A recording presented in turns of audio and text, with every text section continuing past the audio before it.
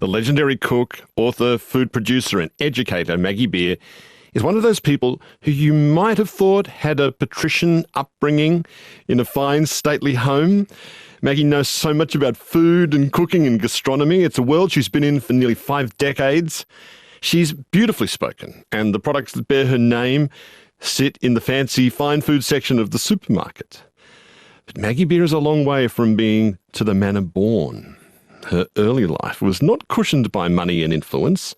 Maggie grew up in Lakemba in southwest Sydney, and her first job was in a factory making chenille bedspreads, back in the days when Australians made such things. So today you're going to hear the origin story of Maggie Beer, the early years of struggle that made her the superpowered being she is today, who has fortunately put those great powers in the service of niceness rather than evil, and chocolate ice cream. Hello, Maggie. Hello, Richard. Oh, dear. When you sit in your office in the Barossa Valley, what do you see when you look out the window? Oh, I'm so lucky. I have a whole wall of glass looking out onto my Kalamata olive grove, and at the moment there are little finches and blue wrens that sit on the windowsill or on the door that opens the office and just peck. I love it. How lovely. When I saw like footage of the study where Roald Dahl used to write his stories, I imagined it to be this beautiful palatial room, but it was actually a real mess. It was a real hodgepodge, and that's how he seemed to like it. Is your place really lovely, or is it a bit more of a kind of a messy hodgepodge? Well, it's a bit of both, in that my desks, and I have a big table we can all sit around if we're having a meeting, but it is full of books and folders. It is a room full of books, but my desk is just cluttered like you wouldn't believe, but I do know where everything is. I'm not a tidy person. Well, I think most people who are creative aren't tidy people at all. And are all your books sort of lined up in kind of like according to different kinds of food? Is that how it works? Oh, yes. I do have structure with my books because it's a huge room. It's been part of a shed we took over to make my office, and I have hundreds and hundreds of books. But I have, if they're cookbooks, the hugest is the Australian section, and then I've got the French, I've got the Italian and Spanish, the whole of the Mediterranean together, the English, and then I've got another wall of books that are all gastronomy and very old cookbooks. So there is a method there, but then of course they're not organised within that arena of the Australian books, but I know where they all are. Given that there's all these books from different food traditions, have you reached the end of it yet? Have you mastered it all yet, Maggie, or is there still more stuff to look at and find out? Oh, far from it. I don't master anything. I just absorb and do, and I'll never stop learning. Honestly, when I look at a cookbook, I'm absorbing an idea but never following a recipe. And it's like when you go out to dinner, you absorb an idea. But I absorb ideas from everywhere, but I'm a bit boring in lots of ways because I'm very Mediterranean. Yes, very. What does that mean to be very Mediterranean? I mean, ingredients or a style?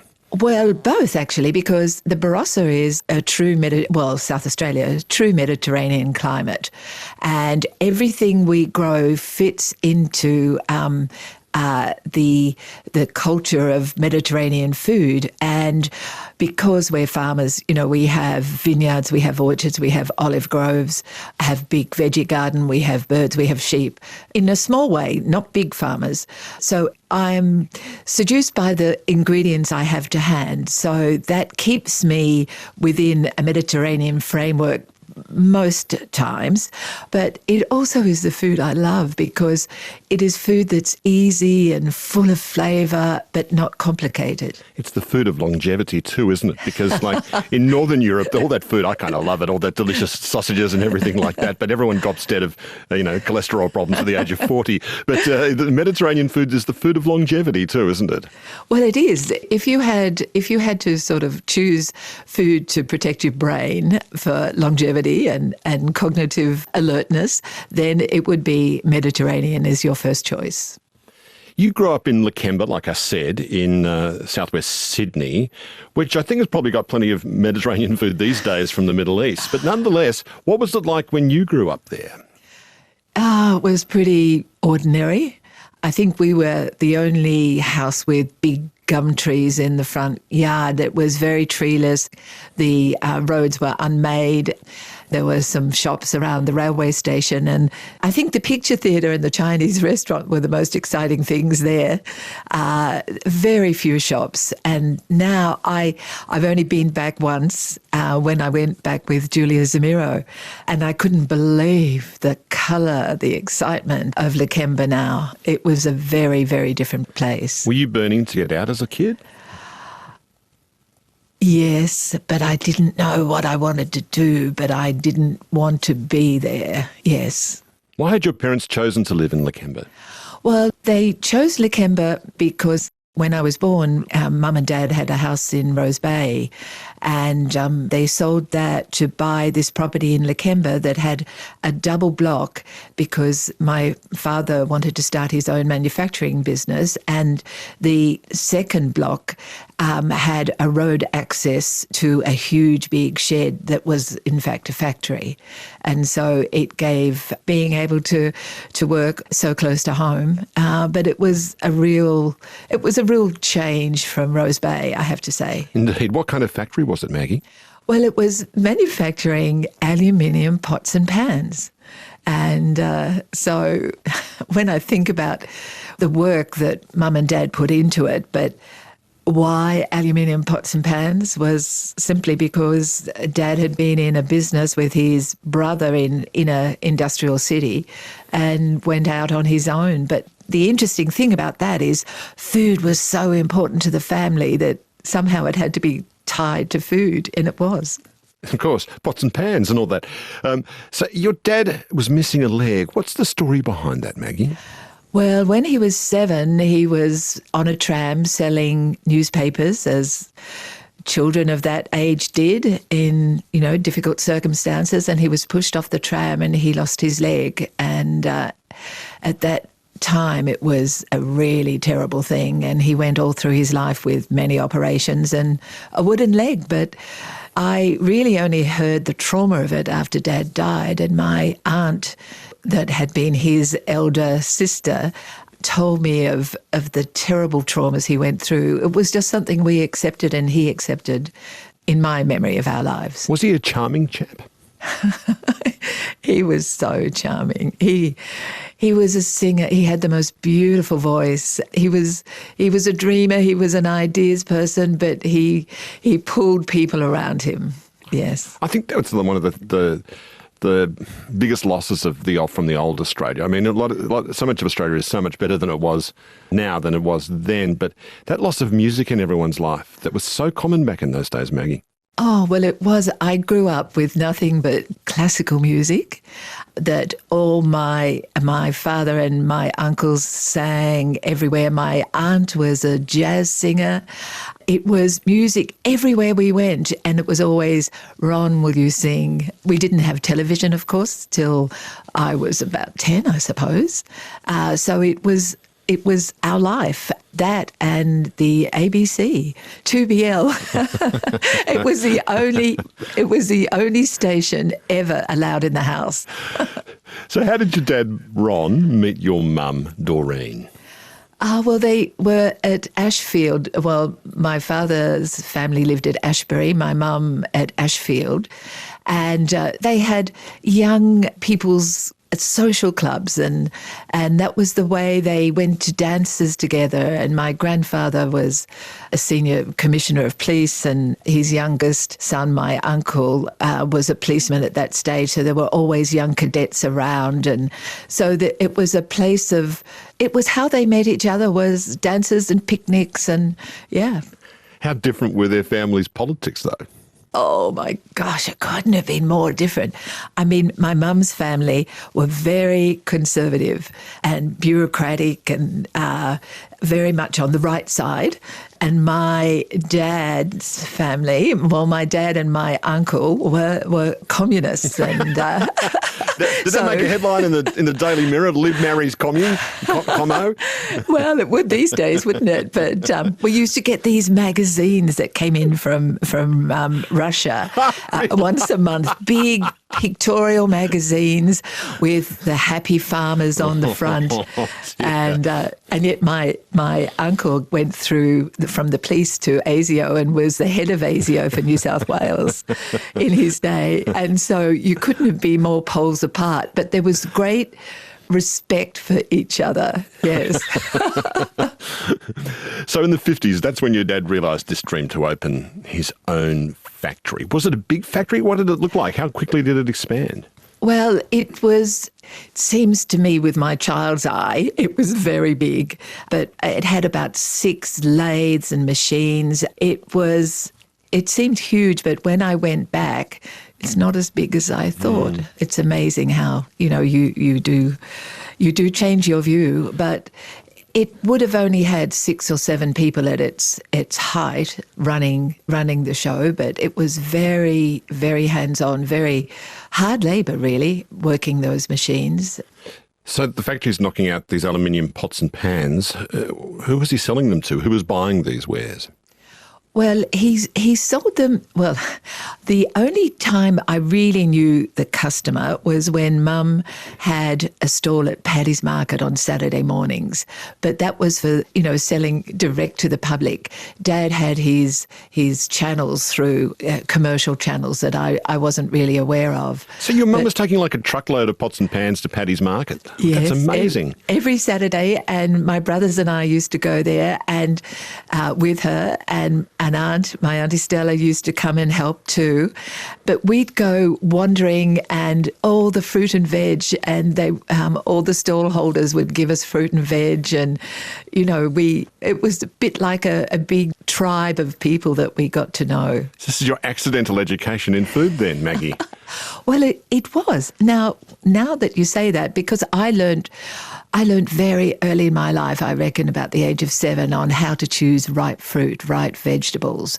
So perhaps it was Paddy's Market. Yeah, and I mean, what's the rule of good food? It's simplicity and freshness, isn't it? And you're getting the freshest produce in Sydney, I suppose, going to Paddy's Market. We were, and my mum's family, they were all gardeners. They loved vegetables, and so we gardened. We ate so well, even when there was no money in the house. Somehow we ate really well. If Mum's selling pots and pans in Paddy's Market, it doesn't sound like there's a huge market for this stuff. What happened to the factory in the end, Maggie? Well, in the end, Dad went bankrupt, and that was because he was this dreamer, and he couldn't get enough aluminium, and the whole of Australia manufacturing couldn't, so he took on the responsibility of bringing a shipment over from Japan, and the credit squeeze came before it arrived, and he didn't have contracts with other people, so he bore the whole brunt of the cost of that, and that's what sent us bankrupt. But I think it was happening before that. I think that was his last ditch. What do you remember of that time, that lead up to the time when the bankruptcy happened? I remember the floor littered with bills that were not opened. I remember that so strongly, and I have had a difficulty all my life with bills and money, and running the pheasant farm days of the restaurant. I could never pass a bill over to a customer, even though I knew they had to pay. I could never be the one. And it's sort of, that's one thing that sits with me. Did it frighten the hell out of you watching your dad go bankrupt? You were like, what, in your early teens at the time? That must have been terrifying in a way. I was about 13 when I saw it really happening. And, well, what was terrifying is what it was doing to Dad and therefore Mum. And then all of a sudden it just happened one day, but I was 14 at that time. It just happened, and we had to get up and leave our home and our furniture, everything. So, you just do what you have to do, and we did. We just did it, but it does leave scars, and different scars for my brothers, and different scars for me. How did it affect your dad? It took all the stuffing out of him. He just he fell over. He fell over in every kind of way, and it took a long time. It took a long time before he would even get out of bed, I think. He was just broken. I know it's a bit, Scarlett O'Hara to say this might have been one of those moments, where you pull the turnips out of the ground and you say, I won't ever be poor again. But seriously, though, was it like that for you? Because you're so hardworking. Everyone says that about you, Maggie. You work so incredibly hard. Do you think in some ways you might be running from that, trying to keep yourself safe from that kind of fear and shock of something like that? Well, the hard work is part of me, and part because I could see my mum and dad, and small business people so often are really hard workers because they know everything has to be done. But, money has never driven me. So it's almost the reverse of it. And I was lucky to meet Colin, my husband of 52 years, because he and I together were risk takers. So I don't think I was running from being poor. I don't think I was running from being poor. But I guess because I found I had something, which was grit, I realised that it doesn't matter, you can always make your way. Did this mean you had to leave school? Yes, I did. I was 14 and I was young for my age, so just as I did the intermediate, the teachers had a meeting with mum and dad and the principal. I was offered a scholarship to stay on, and my dad said, no, she can't do that. She needs to go out to work and be a secretary because she's just a girl and she'll get married. She just needs a job. And look, when I think about it, I didn't even blame. It was the mores of the time. It wasn't something that I ever held against him. And when I think about it, if I had have gone on, taken that scholarship and gone to the city, gone to Fort Street, I would have been a very different person. You might have been a lawyer or something like that. The world doesn't need more lawyers, Maggie. We need nice food, though. Well, yes. When I think about it, you do have what-ifs in your life. And I suffered from inferiority for a long, long time because I didn't have an education. But I got over that eventually. So this is when you got the job at the age of 14 in a chenille bedspread factory making chenille bedspreads. This is great. So how keen were your parents for you to stay in that job for a while, Maggie? Well, this is family folklore, but it was absolutely true. Mum and Dad said, and it was mainly Dad, he was the, autocrat. He said, you must stay for a year at the very least, otherwise people will think you're a flippity-gibbet. Can you imagine that word? And I stayed 1 year to the day. So you were officially non-flippity-gibbet then, in that sense. I love that word. I haven't heard that word for such a long time. They ought to bring that back. I wonder what a flippity-gibbet is. It's someone who just flits from one thing to the other, I suppose. Yes, I often think my mind's a bit like that because I'm always thinking of so many things. But yes, I did what I was told. I was a very obedient child then. It changed later. Can't stay. I'm a flippity-gibbet. I've got a flippity-gibbet here and a flippity-gibbet there. Yeah. That's wonderful. Do you remember what you were paid in that job? Yes, I do. £5. £5, and my brother Peter, my elder brother, left work too, left school to work, and he was paid £7.50, but he was 2 years older than me, and it seemed like a lot of money, but we both gave it to Mum and Dad, and I guess we got pocket money. I can't even remember that, and we never minded. That was before the days of equal pay, when you used to have ads, help wanted ads in the paper under men and boys, and a separate one for women and girls, wasn't it? Yes, That's true. That's true. So how important at this time were your aunts named Glad and Rita? Well, I was so lucky to have these two maiden aunts. My mum was the youngest and absolutely adored by my aunts, and particularly my Auntie Gladys was like my first mentor, and she was a headmistress of my primary school and then went on to be headmistress of a big boys' school in Sydney. And she was, well, they were both 6 foot tall. And Auntie Glad she had a booming voice, and she used to walk around the house sprouting poetry. And she kept, and I was very particularly close to her, and she kept me, I was always a reader, but she kept me educated through books. And she was like a second mother. How about your Auntie Rita? Was she a different kind of character? Auntie Rita didn't have the same strength of learning and life, and she was almost disadvantaged in the family. She'd been almost drowned at about the age of 2 years of age, and she had a bit of a mental disability, and she was kept as almost a lesser being. And was Auntie Glad the carer of her? Well, Auntie Reed didn't need a carer so much in anything but financial ways, but she was kind of street smart in other ways, and she was the cook. She was the helper in the family for everybody. So you said after the factory failed, your mum and dad had to start again, sell the house. How did they reinvent themselves after this disaster? Well, it probably took 18 months, perhaps 2 years. And Mum and Dad started catering at a golf club. By then, it was out near Auburn, out that way. And so first of all, a golf club and then an RSL club. And in fact, when Colin and I married, it was the Chester Hill RSL that we had our big wedding breakfast, as they call them, and a feast that it was.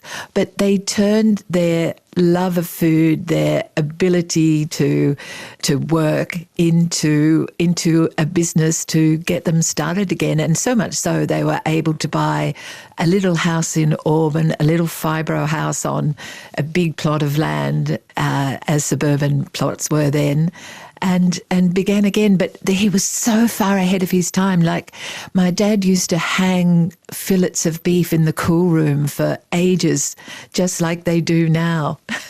And had food always been important, good food been important in your family's life? It was important for every memory I have of any celebration. It was a feast. Food was so important. It was not just the vegetables we grew. It was every part of an animal. Like, we would make brawn out of a pig's head. We had our uncle who had a farm at Castle Hill. He would grow some poultry and we would get geese from him. We would go dabbing for prawns in the harbour. We would have whole fish and oysters off the rocks. Everything was about beautiful food. Simple, beautiful food. So there was good food to be had in those days, and I suppose this is before the days of total mass manufactured food that appeared in supermarkets everywhere.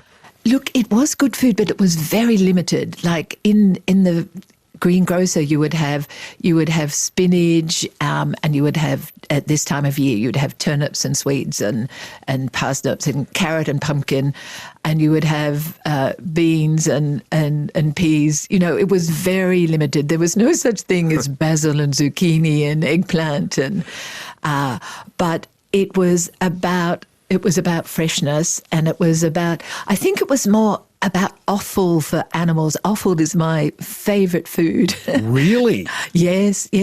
Why? Well, because Dad loved it, and my first thing I ever cooked about the age of 7 were chicken livers, and I cooked livers on the stove, and I remember Dad saying, stop picking at that, there will be none left for the table. I love brains and sweetbreads. Tripe was the only thing that I couldn't bear. and I couldn't bear the smell. I have a very sensitive sense of smell. And Mum and Dad one day made me sit at the table from lunch till dinner until I ate it, and I still wouldn't do it. There's the trauma. That's it there, I think. Tribe trauma. That's it. Now I love it. I love really? it. Right. Yes. Oh, well, that's good to know. So, like in those days, there wasn't any Maggie Beer fig and walnut ice cream in the freezer at the back of the supermarket. What was dessert like in those days? Well, dessert was very rare for us. We used to have a lot of fruit, but dessert would be a bread and butter custard if it was a special treat. Or well, that's pretty nice. That's pretty nice. Bit of cinnamon on top, that sort of thing. Yes, and the little raisins would burn on the top, and I would love it when they were burnt. And just sometimes we'd have in the winter golden syrup dumplings, but that was a rarity. That was a special occasion.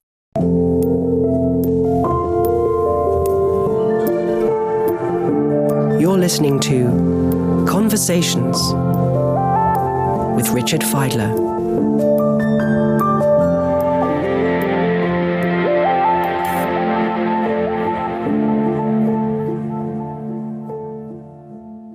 So when we were talking just a moment ago, you had this job which you took on for 1 year exactly at a chenille factory, bedspread factory in Sydney, and then you left to go out into the world. What did you do once you left the chenille bedspread family, Maggie? Well, I got a job in a temporary agency because I learnt at school how to type very, very quickly, and that was the best thing I ever learnt at school, by the way. So I would be sent from one place to another to troubleshoot when someone was away because I was a quick learner and I was a good worker. And so I found that I learnt a tremendous amount going into different offices, and they could be really tiny or they could be big, but always was learning something extra. But from there, I found the job I wanted, which was for the New Zealand Senior Trade Commissioner in Martin Place. So I was just 18 at the time and got a job there as a receptionist, but that started my want to travel. But I didn't stay there long. I went nursing. Where was your first overseas trip? Was that to New Zealand? That was to New Zealand. It was indeed. And on an Italian liner that didn't have any stabilizers, and I remember dancing. They had to rope in the dance floor, and all the songs were sort of Ciao Ciao Bambino, and that sounds great. Actually, it was the most fantastic time. Once you got your sea legs, I'm sure after that. And tell me what happened on the flight back from New Zealand, because I just can't believe this. Well, I was in New Zealand for 4 or 5 months, and I had a promise to my parents I'd come back for Peter's 21st. Didn't want to come, so I was the last person to get a ticket on a plane from Christchurch to Sydney. And right at the very tail end, and it was the Beatles. So the Beatles flight from Christchurch to Sydney. They were on the same plane as you. They were on the same plane. Were you going out of your mind? Well, no. You see, I didn't know. I guess I'd heard of the Beatles, but I don't. You're kidding. No, I honestly didn't know. I didn't know their music at all. You know, this classical music thing was so much part of me. I'd never looked for popular music. Maggie, are you seriously telling me you were on the same plane as the Beatles and you just weren't that impressed at the time? Oh, no. I became impressed because I could feel the excitement, and there was a special menu, but I didn't know their music. But they came down. They were so wonderful. I can't remember which of them, but there were two. I can't remember which of them. No, they came down and sat on the edge of the seats of several of the people, and you could imagine the excitement on the plane, the buzz, and this special menu we were all given. And so when I really realised how important they were was when we landed and they opened the back door first, keeping the Beatles on the plane, but there were thousands and thousands of people, and I'm the first one out. So it wasn't to be with John, Paul, George or Ringo, who you weren't that particularly interested in. Instead, it was going to be a very nice, handsome chap called Colin. How did you meet Colin? Well, I met Colin because after New Zealand, I came back wanting to really travel. And so I did lots of jobs to get the money, spent 4 years in Europe, mainly in Scotland as my base, and came back to Australia because my dad was very ill. Got a job at Bankstown Airport for, the CEO of Ansett General Aviation, so I learned about planes.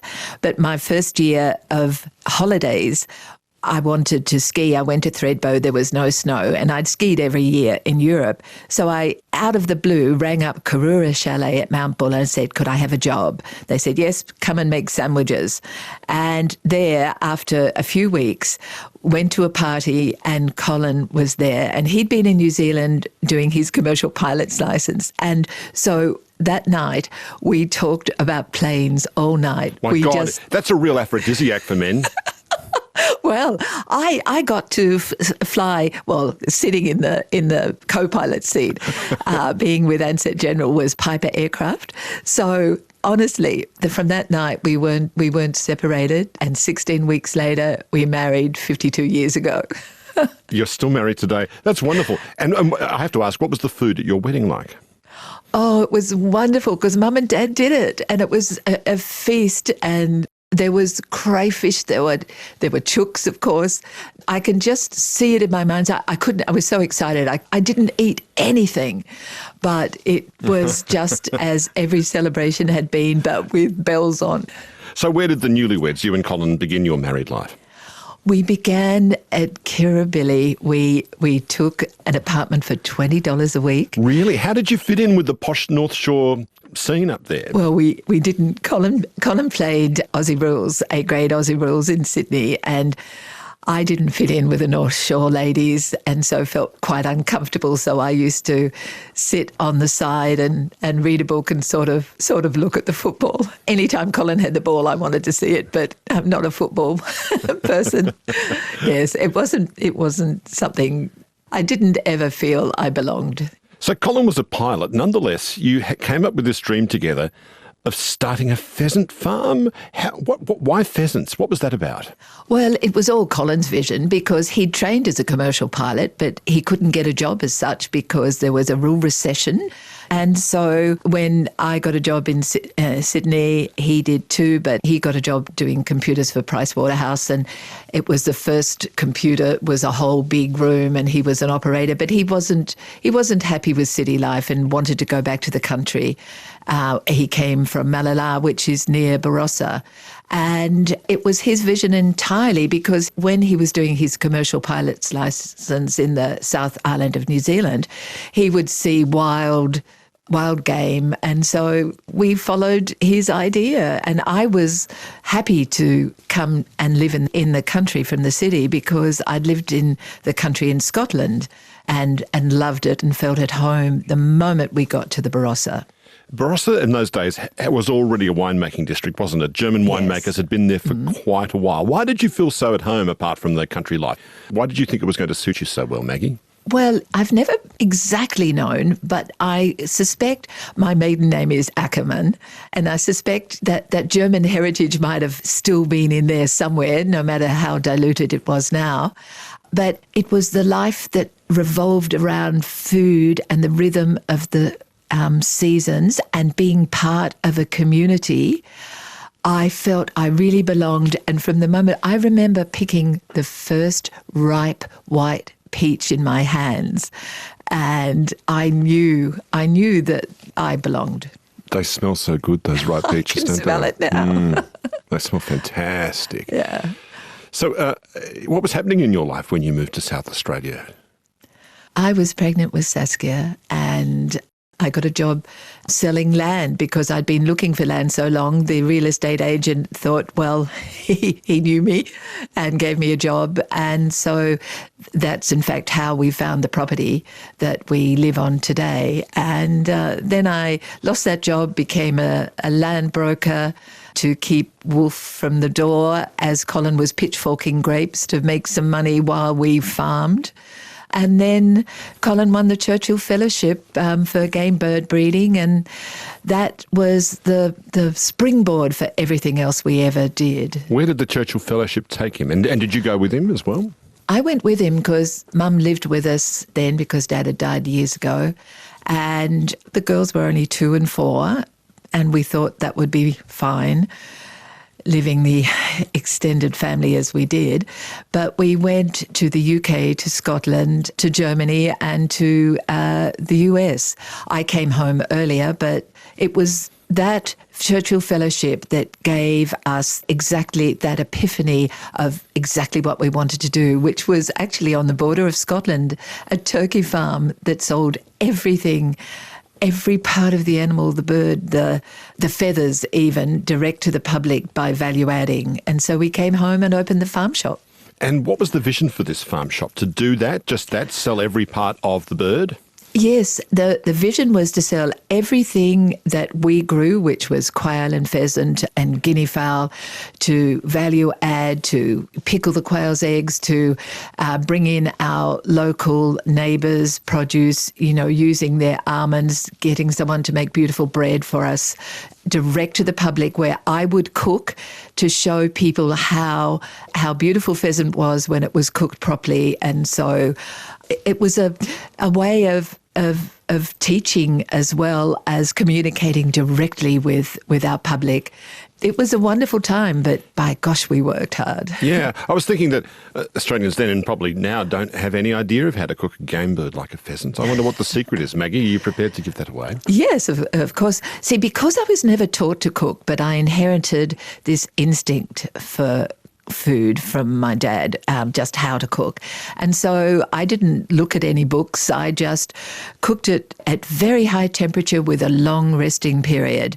And that was the secret to it. Oh. And yet any book you might have bought would be a European-based book, because there would be nothing in Australia about cooking pheasants at that time, would have been long and slow. Yeah, I was just going to say, I just would have thought that's how you do it for a very long time and slowly. Well, I guess the difference is that these birds I was cooking weren't of indeterminate age. We knew exactly the age they were, so I knew I was cooking young birds. So if it was an old breeder bird that I was cooking, then I would have cooked it long and slow.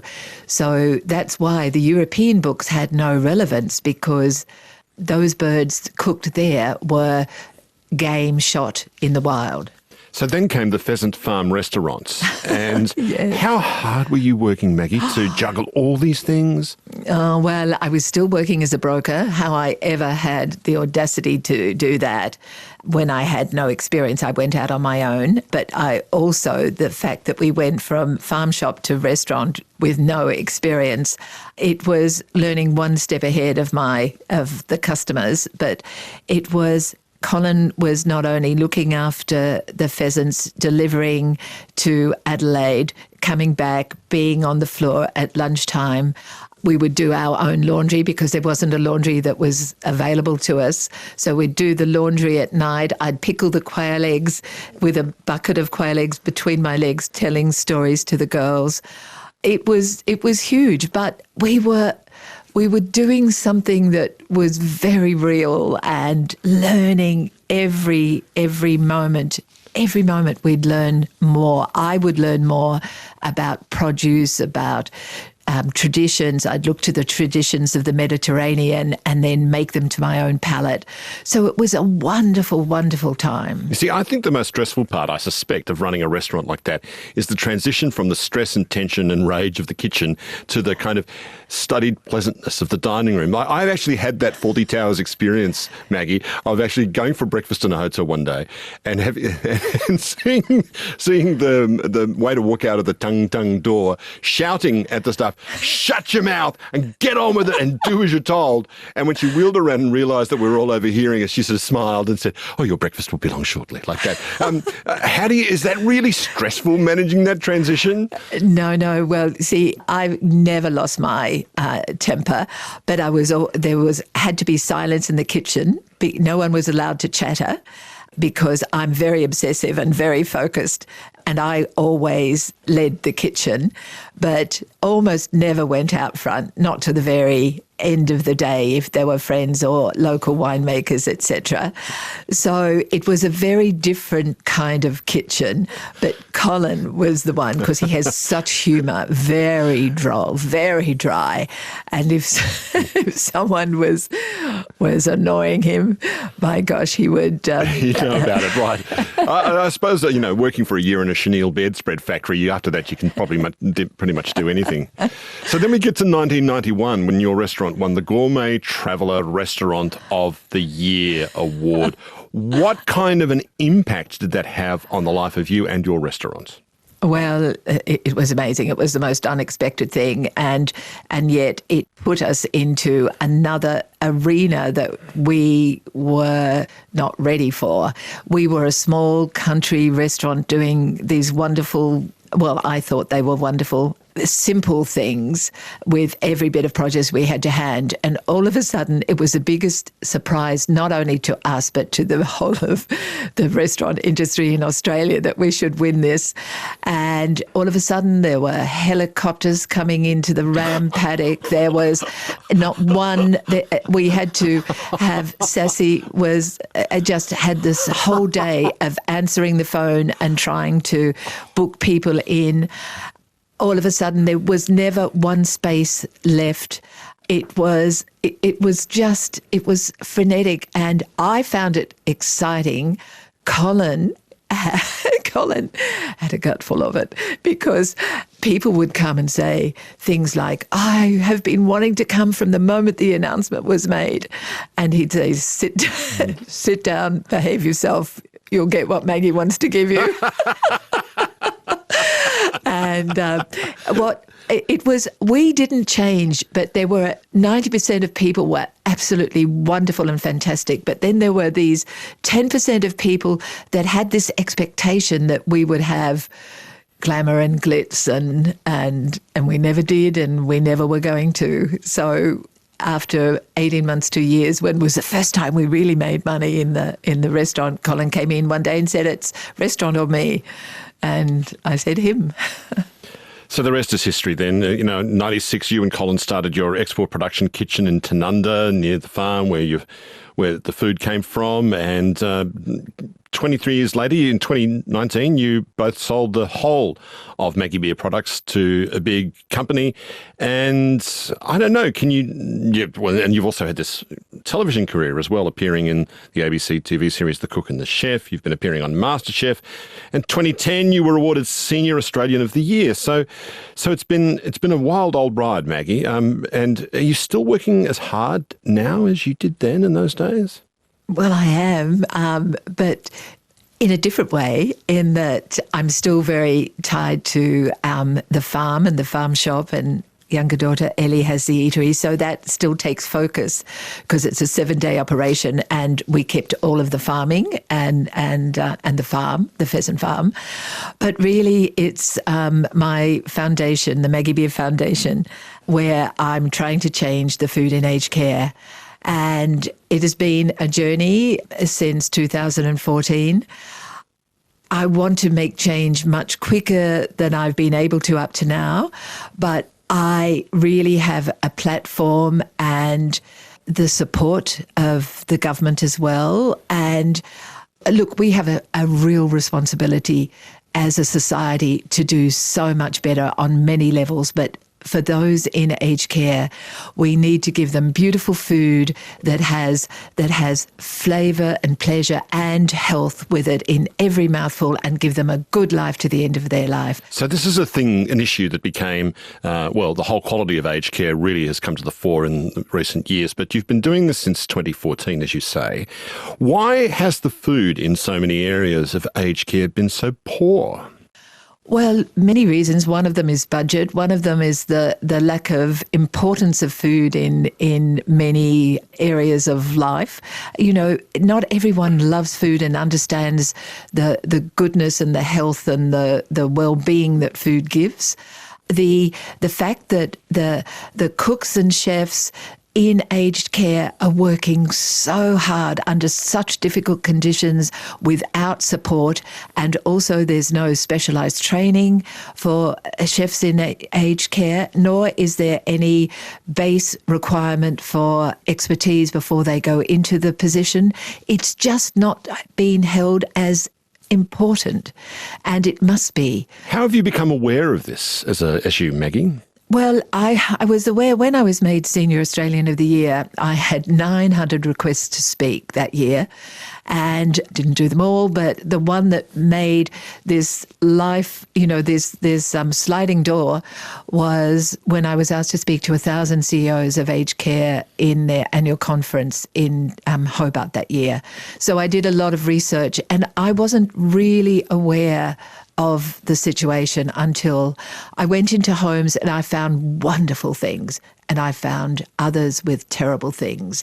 And so in my talk, in that keynote speech, I was very naive but very enthusiastic, and I thought I had all sorts of solutions by bringing all my food friends around Australia with great recipes and ideas that could suit aged care, but it's much more complex than that. But that gave me the path that I had to be on. It was right there. Well, we've known for a long while the pleasure and comfort that people in aged care get from music, from the music of their young lives. Yes. And the pleasure they get from sense memories from their early lives, which remain very powerful with them. Now, when you gave a submission to the Royal Commission to Aged Care, you talked about the importance of aroma, of smell, of the scent of cooking. Tell me more about that. Well, it is so vital. As we age, we lose saliva. And saliva is one of the keys to digestion, but it's also one of the keys to that trigger that we're hungry. And when you have the scent of real food, it evokes a memory that is a good memory, a memory of a soup on the stove as you're growing up in the winter. It's evocative. It has a physiological journey, and it makes you want to eat. And it is incredibly important. And so, like anything cooked in butter will do that, won't it? Oh, well, I mean, anything like mushrooms in butter or onions being cooked.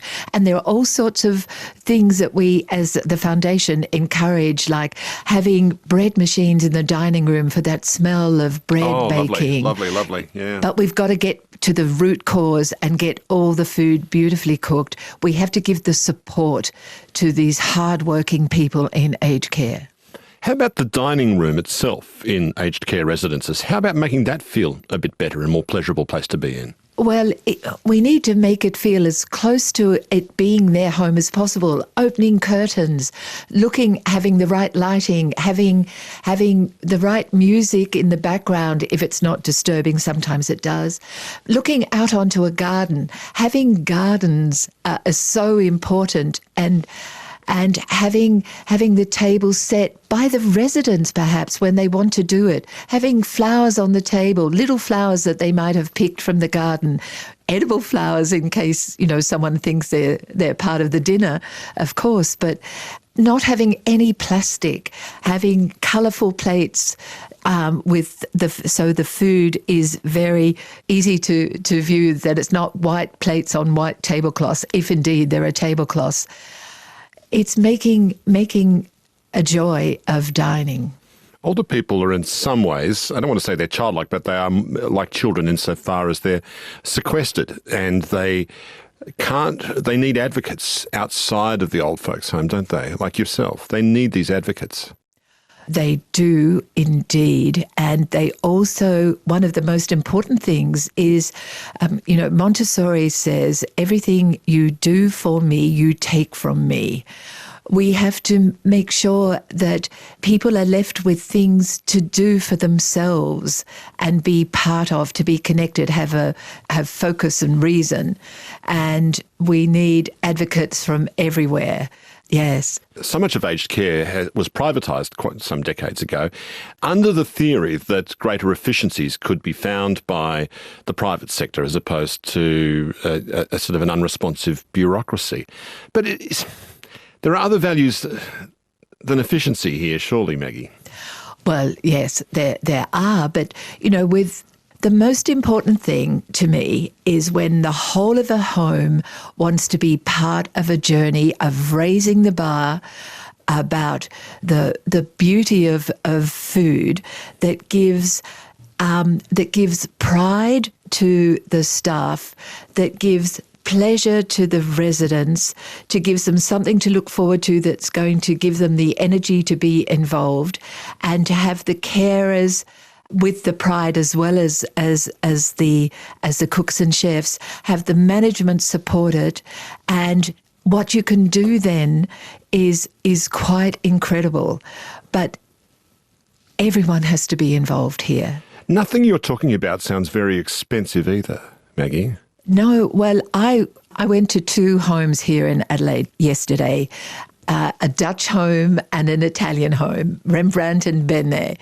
And there the food was so, so beautiful. And I know that what they can do, because their cooks and chefs are so passionate, that if you had $15 a day and you had a chef that was really trained with what is possible, had the garden that supported the home with fresh herbs and the processes to have all the safety measures that were important, you could do really beautiful food at $15 a day if you were buying well and cooking fresh. Now, that isn't a lot of money, but they're not even using that in many homes.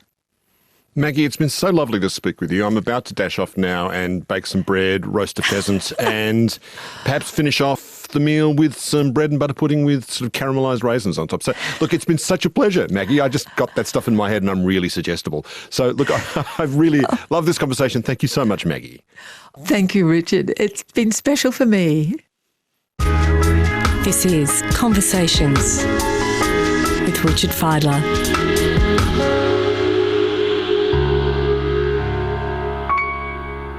abc.net.au/conversations is our website. I'm Richard Fidler.